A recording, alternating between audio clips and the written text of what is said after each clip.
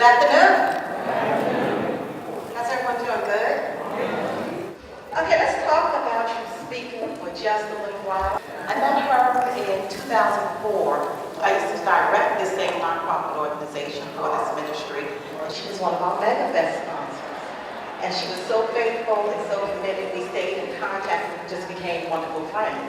As I was directing the organization, I would have her come in and do workshops for our attendees on 501c3. So we've come a long way. About 3 years ago, she was invited here for the first time to present at Pastors and Leadership, so we're really excited about that. And the fact that they keep inviting her over and over is just a wonderful, wonderful, wonderful thing, and a testimony to her credibility and to her professionalism and to her accuracy in terms of what she's doing, what you guys would be here. Let's talk about Aretha and her success. 100% success rate on obtaining 501c3 status. How much did I say? 100. Well, I didn't say 90%, right? Did I say 85? Did I say 99.9? 100. You can't get much better than that, right? 100% success rate. She has also done professional grant writing for over 10 years. Am I right? Professional grant writing. The list of municipalities and organizations are just extensive. I encourage you to go out and look at her bio because I take about 10 minutes just reading her bio for you. But some of those include, she did a special breakout for Oprah Winfrey. She's spoken on the U.S. Senate floor concerning funding for nonprofit organizations. She's done SCORE, if you're familiar with SCORE, the Disney National Entrepreneur Center, like Christian University, Northwest Southeastern University, Florida Association of Christian Colleges. This list goes on and on and on. And I probably put my glasses on so I can see that much. But one thing, and we're going to get her hand on this, she is a retired U.S. Navy veteran. And she served all in Operation Desert Storm and Operation Iraq Freedom. So, Aretha, thank you for your service to this country. People like you that a lot of us sleep at night because you're on the wall handling things out there in the world. So without further ado, I want to bring her up so that you can get to the heart of what you came here for. Ms. Aretha Olivarez.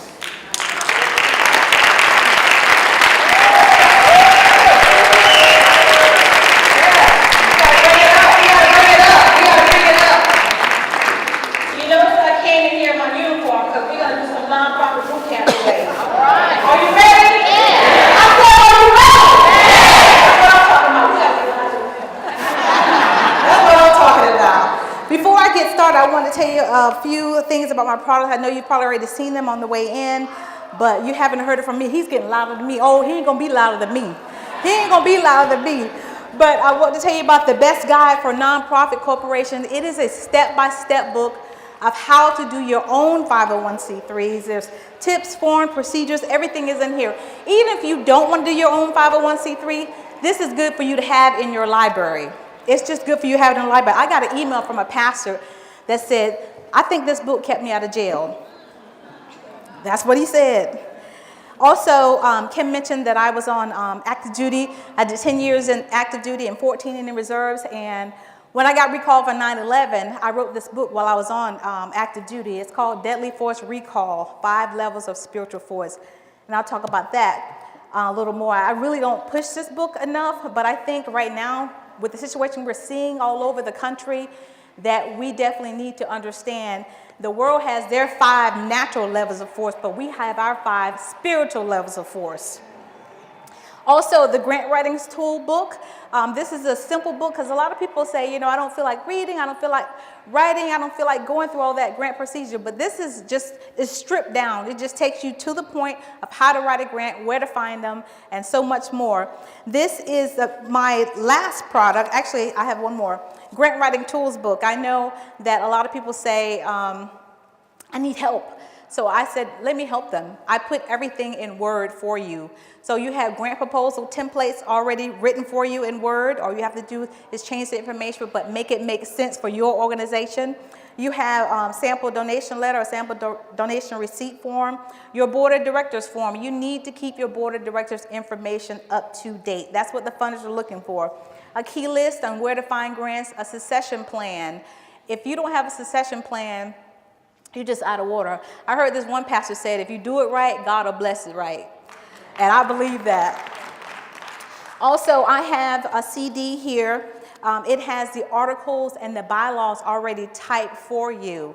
So you can purchase all of these separately, or you can have any 5 things on the table for $100. I think that's a good deal, don't you? Yes.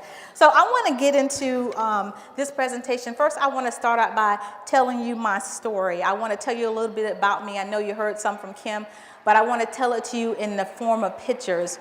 I grew up in a little small town called Arcadia, Florida. It's about 2 hours from here. And I guess you need a master's degree to operate this thing. And Arcadia, Florida, it's about 2 hours from here. It is a real small town. I believe there's probably about 6,000 people still there. My daddy probably would say, no, my dad and mom are here today. Dad, mom, would you wave? All right. But when I left home, I said, I want to leave Florida. I want to go somewhere. I want to see the world. So what I did was, after 2 years of college, I joined the Navy. And I told the recruiter 2 things. I don't want to go on a ship. I know, right? And I don't want to go to war. So guess what? Desert Storm happened in the 90s. Guess where they sent me? On the ship. I was on that ship, USS Yellowstone, during Operation Desert Storm, going to the Mediterranean, to the Persian Gulf. And while I was there, so many things happened, but I won't get too much into that. But I enjoyed my time in the military. You know, this is the time where you're young, you get married, you have kids. I have my 2 kids, and I decided I wanted to take a little cake decorating class just to make my kids' birthday special. So what I did was I joined a cake decorating class. And that cake decorating class led me to starting my own cake decorating business. I ended up being in that business for 7 years, 7 years. And so while I was doing the cake decorating business, I thought, you know what? I think I may want to go to Johnson & Wales University. Yeah, oh, I got any J-Root graduates here? Yes, hey, Wildcats.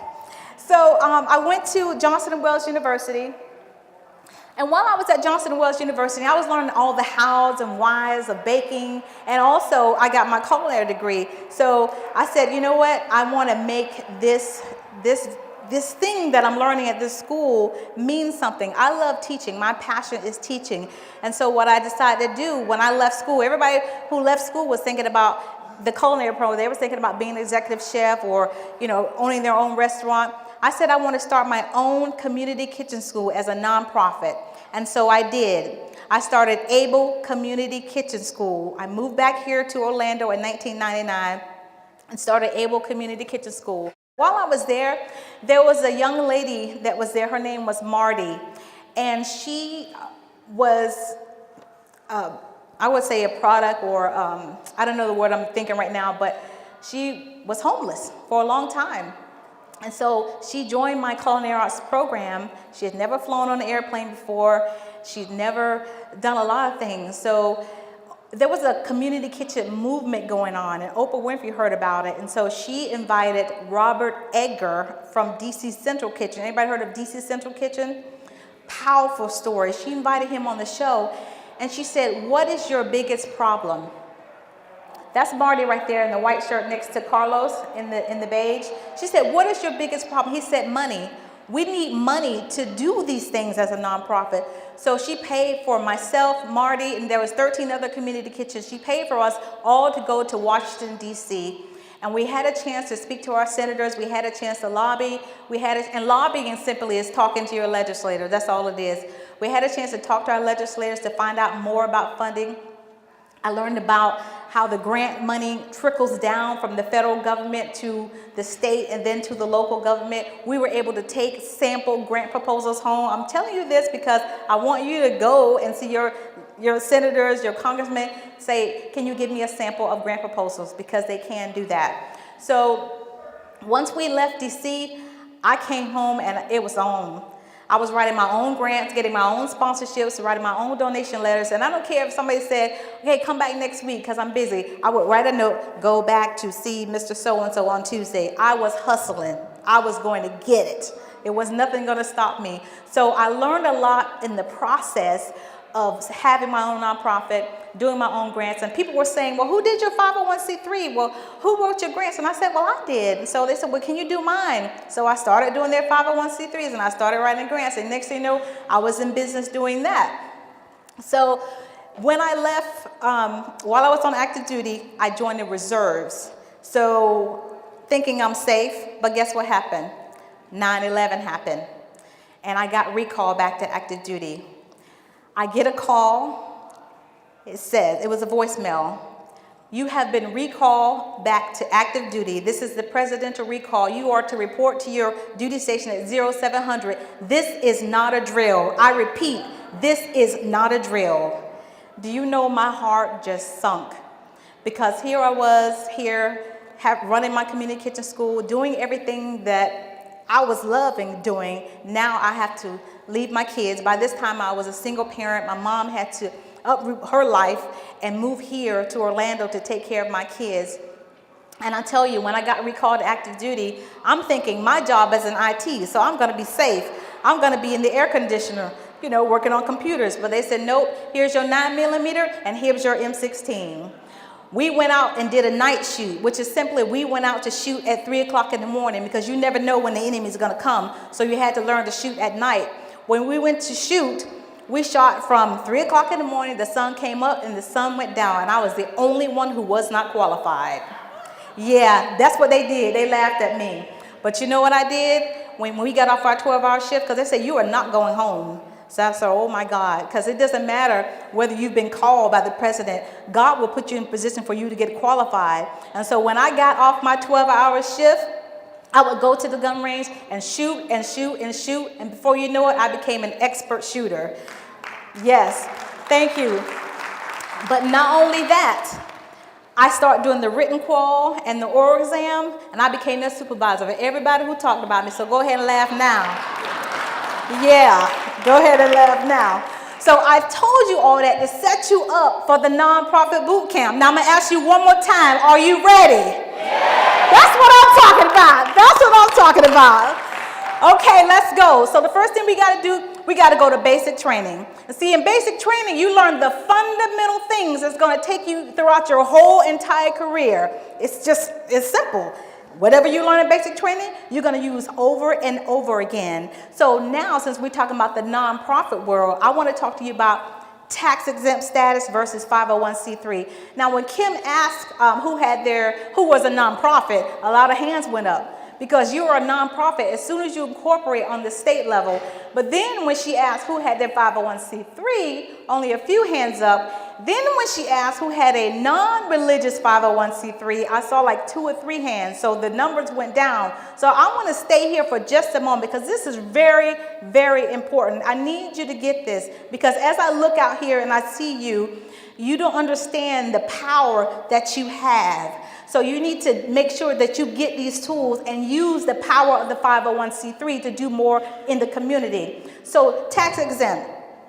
As soon as you incorporate, you are a nonprofit organization. Now the IRS says that a church is automatically tax exempt. Hold on for a minute, because that's so confusing to a whole bunch of people, and that's why a lot of churches don't have their 501c3 because they say, well, we're already tax exempt. Tax exempt is different from having the 501c3 tax exemption. The IRS says the church is tax exempt because you're a religious organization. They wouldn't even have the manpower to deal with all the churches in the world. So you're a religious organization, so they're not going to interfere with your tithes and offerings. It's charitable giving, that's all. But at the end of the year, most of you give or you receive a letter or statement from your church saying that you gave X amount of dollars. Am I right? Okay, don't be embarrassed. So when you get that letter and you go file your taxes, let me give you an example. If I file my taxes and my refund was supposed to be $400, but I give my charitable donation letter from my church showing how much I gave, that increases my return by another $600. So I'm getting back $1,000. If I get audited the next year and they see that the church was not 501c3, then guess what? I got to pay that $600 back. I'm probably going to come to you and say, hey, guess what happened? Now I'm late on my car payment, I'm late on this. But that's the truth. So yes, a church needs a 501c3. Now, I can say this. If I hear another church or another pastor say, I don't want the IRS in my business, I think I'm going to be rich. If you have a Social Security number, yeah, they're already in your business. They know everything about you. So I don't need, like I said, they don't even have the manpower to be in your business. So we have to make sure that we are in order. If we want to be global, then we have to take advantage of using that 501c3. As I said, using the power of that 501c3. Now, again, in Florida, if a church, Florida will allow a church to have the Florida sales tax exemption. But again, the IRS don't talk to different states. So some states have their own rules where they say it's mandatory you have the 501c3 in order to rent a building and not pay taxes on it. So you definitely got to know the difference on your state level. Also, I want to talk about the new 501c3 application. There are now 2 applications. There is a long form, which unfortunately all churches have to do. And then now there is a short form. When I say short form, it's 3 pages. Both of them are in the book. I walk you step by step on how to do it. The long form, if you're doing the short form, you cannot be a church, you cannot be a school, you cannot be a hospital, you cannot be a political organization. Everybody else has to use a long form, but you can do this yourself. Do you believe me? Yes. You can do this. I did it, so you can do it. You can do it yourself. Now, I also want to talk about the fees associated with these new forms. The new form is a flat fee of $400. So your budget, of course, this is for a new nonprofit. Your budget has to be under $50,000, but it's a flat fee of $400. The new form, the budget goes by what your income or what you're proposing your income is going to be. It's either $850 fee or a $400 fee. Okay? We're good? Now, let me bring this up. Why do you think a church needs a separate 501c3? I'll answer. You need a separate 501c3 so you can do more in the community. Because as you see, if you've ever looked at any grant proposal, they'll say this grant proposal is for homeless children, widows, XYZ, all these key words, but not religious organizations. Because I don't know why, I don't know if it's a psychological thing, I don't know what it is, but most organizations don't give to religious organizations.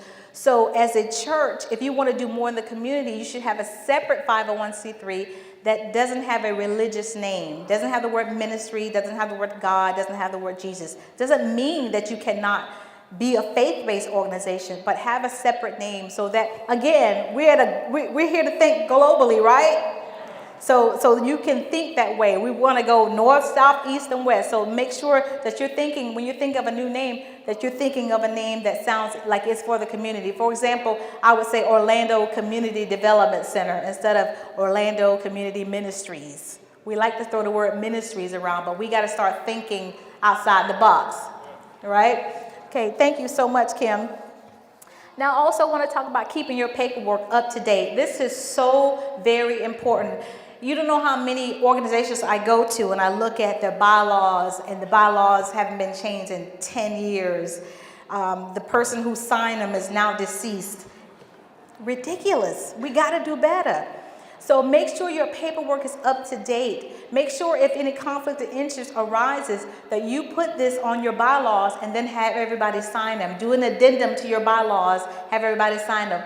Make sure your board of directors information is up to date. Everybody, most states, not every state, has to pay an annual fee to stay incorporated, and then you can update your board members at that time. Make sure that's up to date. Because now when you start going out to get grants, they're going to be looking at that information, and they're looking at the information for a couple of reasons. One, they want to see that your board is diverse, so that you have, you know, different diversities. For example, if you have a daycare, you don't want everybody who is on the board to be a plumber. You need to have some educators, bookkeepers, attorneys, someone who is qualified to help the organization move the vision forward and help the organization stay healthy financially. Thank you. So I want to talk about this. Whenever the military gets ready to go to war, we don't use all our money. We use some of the other countries' money. We use some of their people. We use some of their supplies. So I want you to start realizing that there are funds out there. But I want, since everybody here is pretty much a nonprofit organization or religious organization, we're always thinking about the word contribution. I want you to change that to the word strategy. Because if we lump the funders, sponsors, donors, we lump them all together, I want you to think of them as one word from now on, and that's investor. Because that's what they are. They're investing in you. Investors invest to solve problems. They want to see their money multiplied. I've been going around speaking to executive directors and other philanthropic organizations, and the investors say, we want to give our money away. We want to see a return on our investment. But what they're looking at is, what problem are you solving? So if I ask you, what problem are you solving? My niece, she's my niece, my goddaughter, I call her my niece. She called me, actually she texted me and said, I'm working in my sophomore year in school, working with this organization, and we're doing a project, and we got to help them improve their nonprofit. It was called Hotel Kids. So I clicked on the link on my phone and went to their website, and I just wanted to cry because I was just like, oh my God, kids are homeless? We have a homeless population of children? So I just looked at all the links on the website, and I saw the things that she was doing. This is a young girl who's using her disability money to help feed the homeless. She said her story was she would see a bus stop in front of a hotel, and she was like, why is this school bus stopping in front of a hotel? So she went to the manager and said, why is the school bus stopping in front of a hotel? He's like, I don't know what you're talking about. There's no school bus stopping here. He didn't want to tell her. So she followed the school bus home one day and followed the people to their door and realized there were children living in hotels. Some of them were with their families, but the point is that, you know, they're homeless. So I said, that's crazy. So I thought of things that I could tell my niece how she can help the young girl improve. Okay, does she have a 501c? That's the main thing, because she was able to get sponsors and get people to give food. But as she continued building, I thought about this. When you go talk to an investor, they want to know, what problem are you solving? So when I think of the homeless kids, I'm thinking, okay, what problem is she solving? Because if you don't solve the problem, what you're doing is just, you're putting a Band-Aid on it. And every time you leave, you just rip it off. So you got to find out why they're homeless. Is somebody ill in their family? Did the parents lose their job? Did they lose their home? What is the problem? What is the root? Not just the problem, the root of the problem as well. Because otherwise, if you don't find out what the problem is, you're slapping a Band-Aid on, and every time you leave, you're just pulling it off. Every time you leave, you're pulling it off. Okay, you fed them today, but what about tomorrow? And again, what's the root problem? So again, think of the donors as investors, because they want to give. There are people out there who are looking to give. Trust me, there are people out there looking to give. Somebody called me on the phone and say, look, and it's not just all about money. You know that, right? It's not all about money. Somebody was closing down an office, and they said, they found me on the internet, and they said, I see you work with a lot of nonprofits. We want to give our entire office building furniture away. We're shutting down. So I called a local nonprofit, and they got free furniture. So it's not all about money. So I want you to, again, investors. Think of them as investors. And when investors, they come to you, at first, they're I want to say that they look at you, so they're buying into you first. Then they're saying, okay, let me see what they're doing. So they may come visit you, they may come visit your location. If you're a new organization, write down the 5 whys. The who, what, where, when, and especially why. Who, what, where, when, why, and last, how. If you start with the why are you doing what you're doing? I had a couple people come to me the other day, and I thought it was strange because they were barbers, they cut hairs. And he said, well, I want to start a barbering school, but it's not going to be a school where it's brick and mortar. I want to go around to different communities and do this and do that. He was just breaking it down. I'm like, why are you doing it? He said, because I learned how to be a barber when I was in prison, and I'm trying to keep people from going to prison to learn how to barber. So if I teach them out here, I can teach them from going in there. And I was like, wow. So that's why he's doing it. So start with your story. Why do you do what you do? If you start with the why, then you're going to be able to answer the other question. Where are you going to do it at? How are you going to do it? When? So all these things need to be asked and be answered. I want to give you some valuable ammunition because I say, you know, all this is good, but I want to tell you some websites you can go to get some information. Everybody in here has a cell phone, right? You've heard of the word Google. If you haven't heard of Google, you've probably been under a rock somewhere, because they're like almost a trillion, they are worth $1 trillion. I don't know if that's like 17 zeros, $1 trillion. And so every major organization has to give away a portion of their money and lose it anyways. So I want you to go to Google Grants. Google is giving away $10,000 worth of AdWords, and this is even for churches. So if you want to, and AdWords is simply, you know, when you look up something, if you Google where to find the nearest McDonald's, and something will come up on the top page, the McDonald's nearest to you, that's what an AdWord will do. So if somebody is Googling where to find a homeless organization that feeds kids, yours should come on the front page.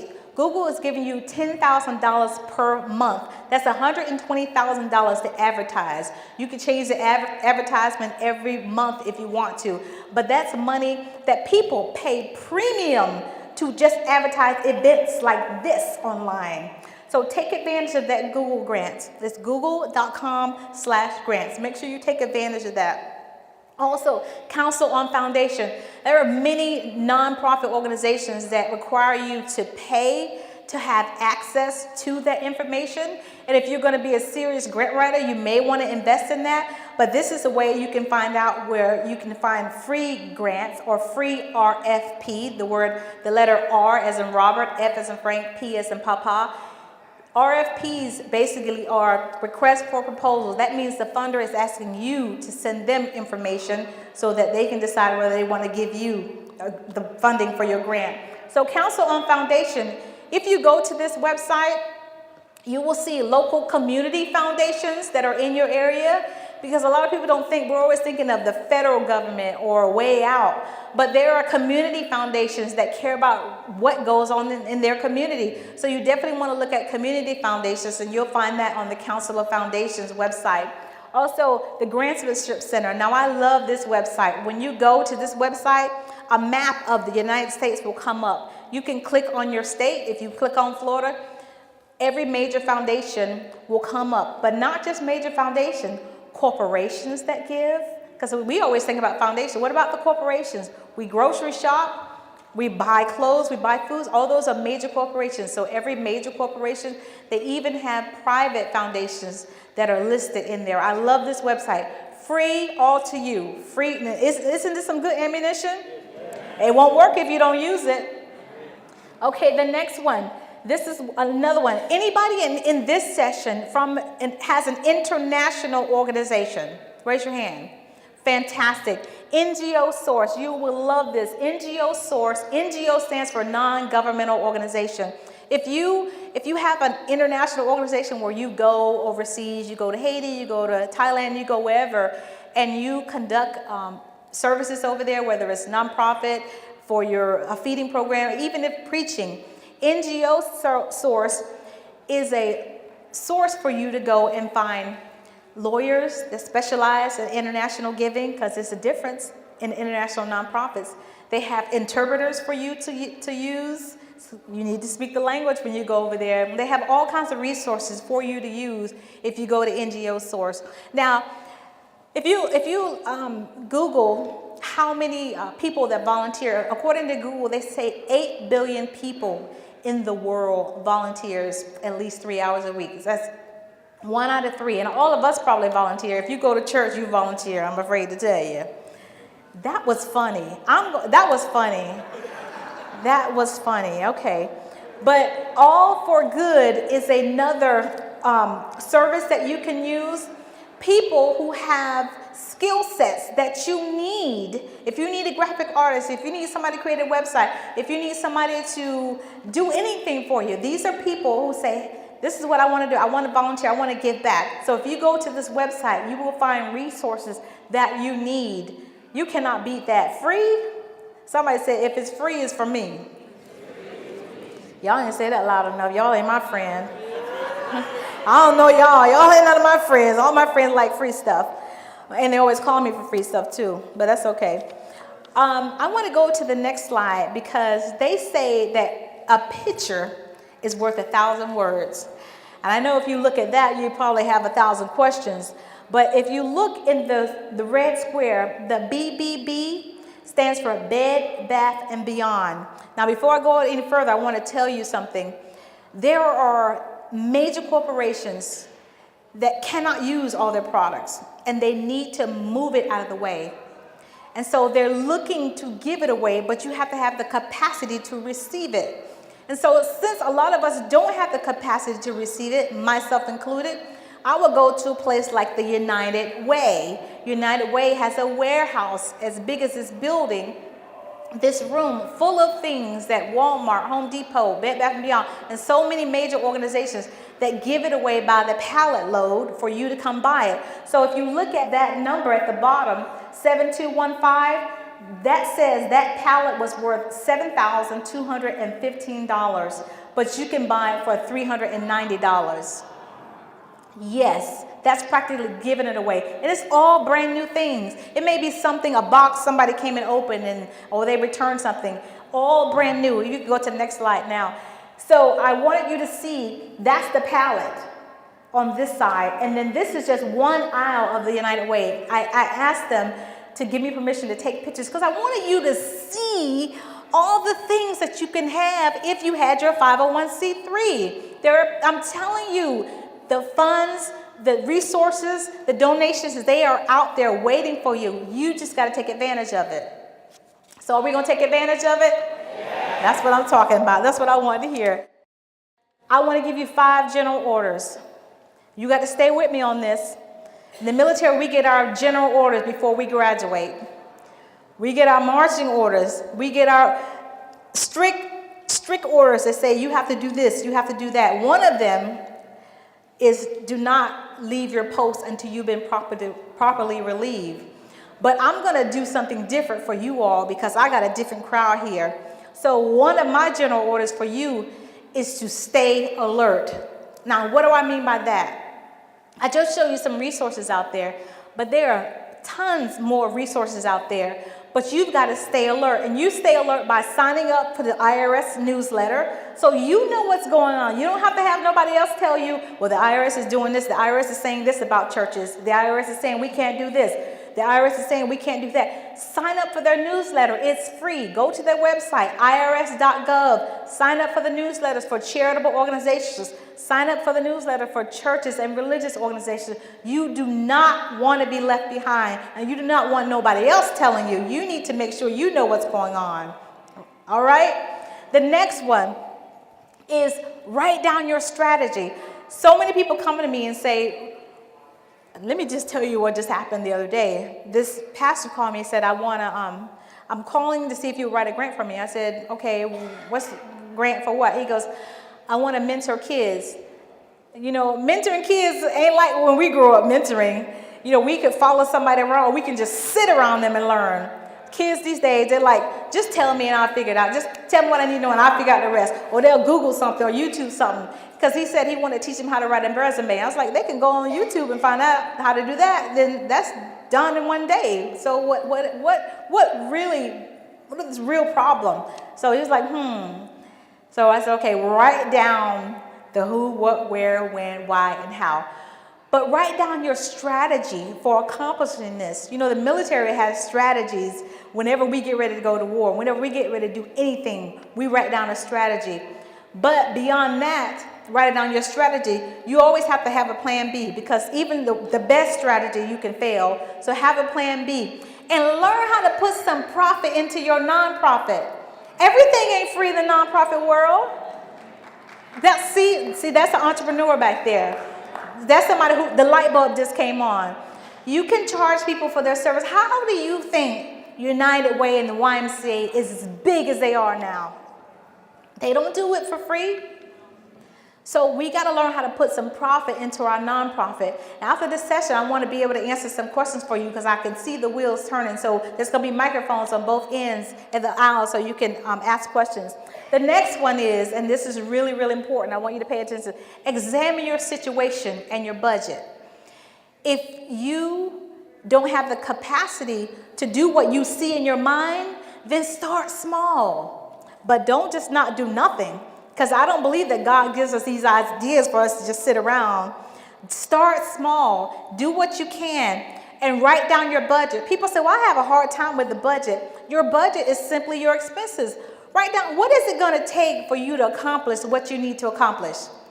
If you're starting a after-school program for a reading program, you're going to need paper, pen, books. I don't know what else you're going to need, but you know. So write all those things down and the cost of them. I always tell people, go visit another organization who's doing it right. If you go visit them, you're going to learn a lot. Go visit another organization.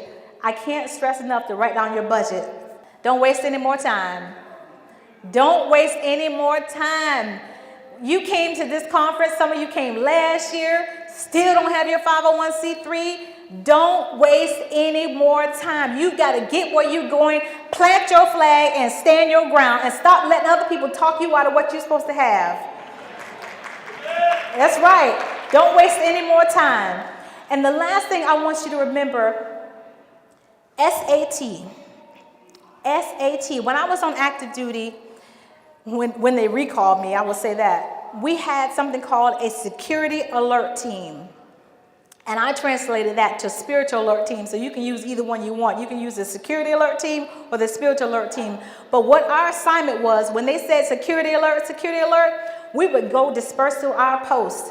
And we would stand guard and watch where we were supposed to be watching, making sure that we weren't under attack. So I'm saying that to say is to make sure you have the right people around you so that you can continue to move forward, so you can stay guarded.